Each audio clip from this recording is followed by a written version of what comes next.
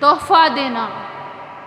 حضرت ابو ہریرہ رضی اللہ تعالیٰ عنہ سے روایت ہے کہ ان حضرت صلی اللہ علیہ وآلہ وسلم نے فرمایا، اگر دعوت میں مجھ کو بکری کا دستہ یا پاؤ کھانے کے لیے بلایا جائے تب بھی میں ضرور جاؤں، اور اگر مجھ کو کوئی بکری کا دست یا پاوا تحفہ بھیجے تو اس کو ضرور لے لوں گا۔ حضرت عائشہ صدیقہ رضی اللہ تعالیٰ عنہ سے روایت ہے کہ ان حضرت صلی اللہ علیہ وآلہ وسلم ہدیہ قبول کر لیتے تھے اور اس کا بدلہ کرتے۔ حضرت بشیر بن سعد رضی اللہ تعالیٰ عنہ ان حضرت صلی اللہ علیہ وآلہ وسلم کے پاس آئے اور کہنے لگے، میں نے اپنے بیٹے نعمان کو ایک غلام، اس کا نام معلوم نہیں ہوا، دیا ہے۔ آپ نے پوچھا، کیا تو نے سب بیٹوں کو ایسا ہی غلام دیا ہے؟ انہوں نے کہا نہیں۔ آپ نے فرمایا تو اس کو واپس لے لو۔ حضرت نعمان بن بشیر رضی اللہ تعالیٰ عنہ سے روایت ہے کہ وہ منبر پر کوفہ میں خطبہ سنا رہے تھے، کہتے تھے، میرے باپ نے مجھ کو کچھ دیا، ایک غلام عمر بنت رواحہ۔ میری ماں نے کہا، میں اس وقت تک راضی نہیں ہوں گی جب تک تو ان حضرت صلی اللہ علیہ وآلہ وسلم کو اس خبر کا گواہ نہ بنا دے۔ یہ سن کر میرا باپ ان حضرت صلی اللہ علیہ وآلہ وسلم کے پاس آیا، کہنے لگا، عمرہ بنت رواحہ کے پیٹ سے جو میرا بیٹا ہے، اس کو میں نے کچھ دیا ہے؟ اس کی ماں کہتی ہے کہ آپ صلی اللہ علیہ وآلہ وسلم کو میں گواہ کر دوں یا رسول اللہ؟ آپ نے فرمایا، کیا تو نے اور بیٹوں کو بھی ایسا ہی کچھ دیا ہے؟ اس نے کہا نہیں۔ آپ صلی اللہ علیہ وآلہ وسلم نے فرمایا، لوگو اللہ سے ڈرو اور اپنی اولاد میں انصاف کرو۔ یہ سن کر میرا باپ لوٹ گیا اور اپنی دی ہوئی چیز پھیر لی۔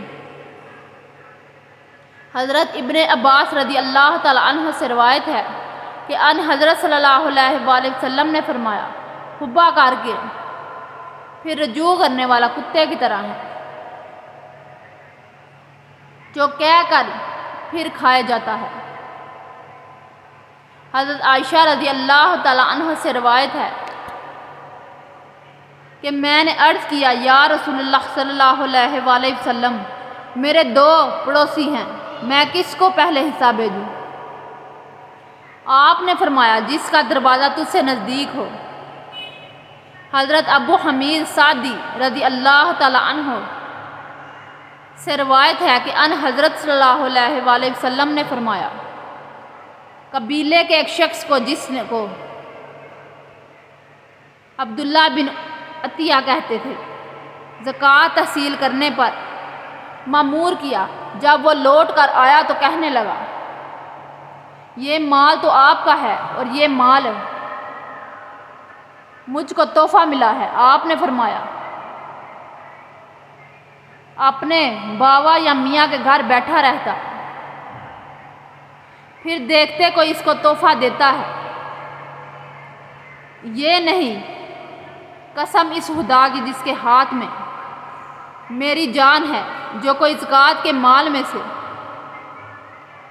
کچھ چرا رکھے، وہ قیامت کے دن اپنی گردن پر لادے اس کو لائے گا۔ اونٹ ہوگا تو وہ بڑبڑا کر رہا ہوگا، گائے ہوگی تو وہ بھائیں بھائیں کرتی، بکری ہوگی تو میں کرتی ہوگی۔ پھر آپ نے اپنے دونوں ہاتھ اٹھائے یہاں تک کہ ہم لوگوں نے آپ صلی اللہ علیہ وآلہ وسلم کی بغلوں کی سفیدی دیکھی۔ آپ نے فرمایا، اللہ میں نے تیرا حکم پہنچا دیا، یا اللہ میں نے تیرا حکم پہنچا دیا۔ حضرت جابر بن عبداللہ رضی اللہ تعالیٰ عنہ سے روایت ہے، رسول کریم نے فرمایا، جس نے کسی شخص کو تحیات استعمال کے لیے کوئی چیز دی تو اس کے اس قول نے اس پرانے مالی کے حق استعمال کو ختم کر دیا۔ اس کے مرنے کے بعد پرانے مالک کے وارثوں کی ہے۔ حضرت ابو ہریرہ رضی اللہ تعالیٰ عنہ بیان کرتے ہیں کہ رسول کریم صلی اللہ علیہ وآلہ وسلم نے فرمایا، جسے خوشبو پیش کی جائے تو وہ واپس نہ کرے تو قبول کرے، کیونکہ وہ اچھی مہک خوشبو والی اور خفیف وزن والی ہے۔ حضرت جابر بن عبداللہ رضی اللہ تعالیٰ عنہ بیان کرتے ہیں کہ رسول اللہ نے فرمایا، جس شخص کو کوئی چیز ہدیہ تحفہ وغیرہ دی جائے اور اگر اس کے پاس کچھ ہو تو بدلے میں دے، اگر اس کے پاس کچھ نہ ہو تو پھر اس کی تعریف کرے، جس نے اس کی تعریف کی اس نے اس کا شکریہ ادا کیا، اور جس نے اسے ہدیہ وغیرہ چھپایا تو اس نے اس ہدیہ وغیرہ کا انکار کیا۔